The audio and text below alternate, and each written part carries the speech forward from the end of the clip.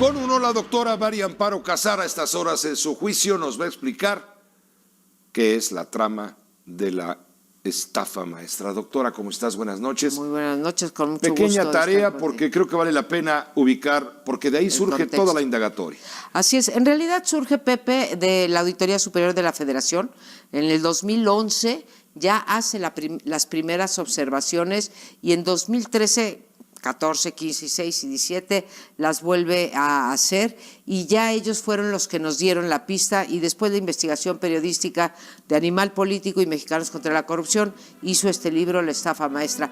¿Qué es lo que hace la estafa maestra que lleva finalmente a una demanda penal y finalmente al encarcelamiento de Rosario Robles? Que sí quiero decir, a mí me parece violación del debido proceso que no la hayan dejado llevar el proceso en libertad. No se justificaba porque ninguno de los delitos, bueno, el delito del que es imputada no merece prisión preventiva y lo de la fuga, bueno, pues siempre te puedes fugar, pero en fin, en este caso me parece que no operaba. Esto más allá de que ahí están los datos que señalan a muchos funcionarios y a ella misma de Sedatu y de Sedesol. La trama consiste, Pepe, en hacer un conjunto de contratos con empresas fantasma y con universidades públicas, ahora te voy a decir por qué con universidades públicas, en donde no hay motivo para haber contratado ni esos productos y mucho menos ¿Qué que ofrecían las universidades? No ofrecían las universidades. Sedesol y Sedatu pedía a las universidades. ¿Qué pedía? Por ejemplo, pedía conciertos. Dime tú qué tiene que ver con la Sedatu hacer un concierto. Por ejemplo, pedía encuestas. Por ejemplo, pedía estudios a una empresa de comunicación para ver cómo, si estaban satisfechos o no los usuarios. Por ejemplo, pedía videos sobre los programas sociales para venderlos. Ahora, ni aun cuando ese fuera el objeto social de Sedatu o de Sedesol, te puedes explicar tal cantidad de dinero. Y ni aun si fuera el objeto social, te explicas que tanto las dependencias como las universidades hayan contratado a empresas fantasmas. Si nosotros fuimos capaces, vaya, los periodistas de estas dos organizaciones, Animal Político y Mexicanos contra la Corrupción, fueron capaces de develar que esas empresas no existían, tanto más lo pudo haber hecho Sedesol y Sedatu. O sea, hasta tenían está claro, es una trama, una casa oficina en Anzures y es. Creo que otra en la calle de Tennyson en Polanco, donde se reunían con las empresas y los obligaban a facturar, a escribir lo que ellos querían, etcétera. Bueno, aquí no se obliga a nadie. Se falsificaba. Bueno, se falsificaban porque se probó que eran empresas fantasma, los reporteros sacaron las direcciones y vieron que ahí no existían esas empresas y después las universidades, Pepe, cometieron, por eso hablamos de una red de corrupción.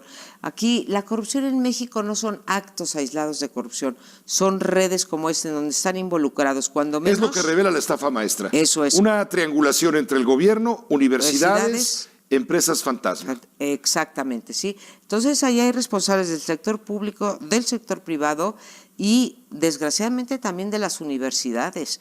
Los rectores tienen que haber sabido de esos contratos, ¿sí?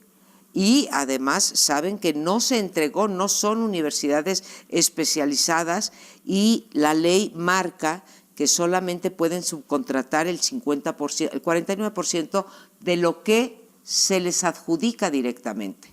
¿Y por qué se les adjudicaba, Pepe? Porque la ley permite que entre entidades públicas no tengas que hacer una licitación, puedas adjudicar. O sea, de manera directa. Como se buscaron dice, el quiebre, la trampa. En la ley, trampa. En la ley está la trampa. Así es. O sea, algo anda podrido en Dinamarca, como dice pero esto ya es dicho, o sea, es un una esquema red de asociación delictuosa. Pero podría ser, de hecho, de lo que se le acusó originalmente, Pepe, a Rosario Robles, fue de cohecho, que es fraude, ¿sí? Y de ejercicio indebido de funciones. Se le acabó metiendo por otro delito que merece entre 2 y 7 años de cárcel, más no prisión preventiva, quiero subrayarlo. Pero cuando yo te digo que es todo un esquema y un modus operandi el que se descubrió, es que no hay una persona metida. Yo no estoy exonerando ni mucho menos a Rosario Robles, eso le corresponde a un juez.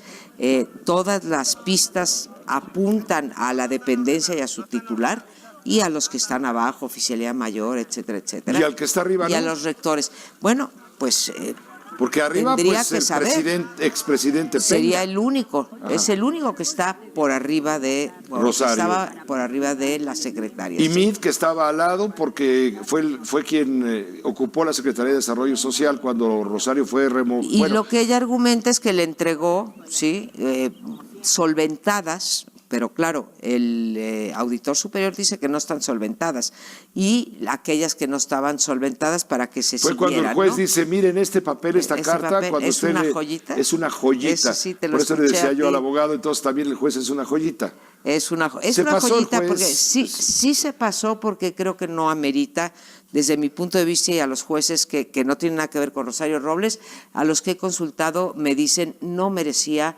prisión preventiva. No, o sea, este riesgo de fuga que siempre existe no estuvo acreditado. Lo de la licencia realmente es una payasada para mantenerla.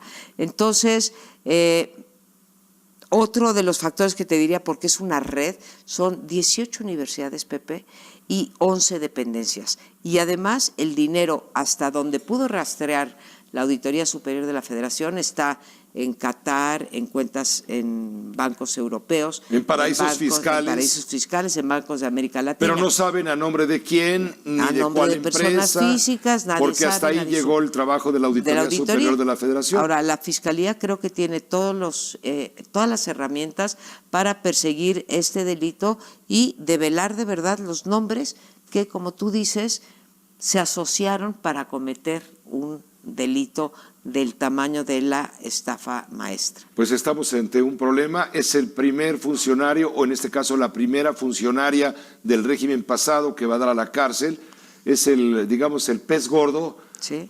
O la pez gordo, que es el primero realmente gordo que está en la cárcel y con todo un impacto mediático, como usted Gigantes. puede imaginarse, doctora, en Pero donde la sociedad es implacable y hace los juicios sumarios antes de que actúe la justicia, olvidándose del principio de inocencia. Yo eso Todo el lo mundo somos condeno. inocentes hasta que no se demuestre lo contrario y no al revés. Pepe, tú lo has informado, tú tienes el micrófono todos los días, yo lo tengo no todos los días, pero tú has informado de todos los puntos de vista, ¿sí? Y no has hecho un juicio sobre su inocencia o sobre su culpabilidad. Eso le corresponde a la autoridad. A la autoridad. Bueno. Entonces ponemos los hechos y pues ya veremos. Eso de que la gente juzgue, no. Aquí el único que tiene que juzgar es el juez, ¿sí? Y pues veremos si funciona la justicia en este país. Yo, la verdad, tampoco tengo mucha confianza. Gracias, doctora A ti, Casar, Pepe. como siempre, en tu juicio. Gracias por explicarnos la trama de la estafa maestra, que finalmente es lo que está derivando, bajo Así la es. idea de que no es la única ni la última que va a tener que verse afectada por esta circunstancia que ahora habrá que juzgarse a la luz de la justicia. Ojalá Muy y bien. esto actúe como disuasivo, ¿no? Sí podemos investigar. Gracias. Hasta luego, Y Pepe. esto, lógicamente, es un golpe mediático para el presidente de la República para decirnos, Está bien. ya ven, se los dije, sí se pueden cambiar las cosas, ya no es como antes. Verá que lo va a comentar seguramente mañana en la conferencia de prensa.